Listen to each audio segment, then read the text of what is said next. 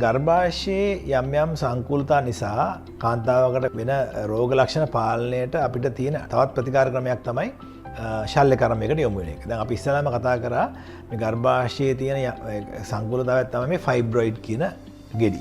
මේ ෆයිබ්‍රොයිඩ් කියන ගෙඩි ඉස්සෙල්ලා කිව්වා වගේම ඒක හානිකර නොවන, ඒ කියන්නේ කැන්සර් වෙන්නේ නැති ගර්භාෂයේ මාංශ පේශි වලින් එන ගෙඩියක්.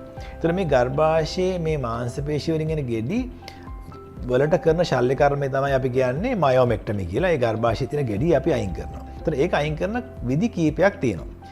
අපි මොන ක්‍රමෙන්ද ගර්භාෂයේ ගෙඩි අයින් කරන්නේ කියන එක තීරණය කරන සාධක කිහිපයක් තියෙනවා. එකක් තමයි ඒකේ ප්‍රමාණය.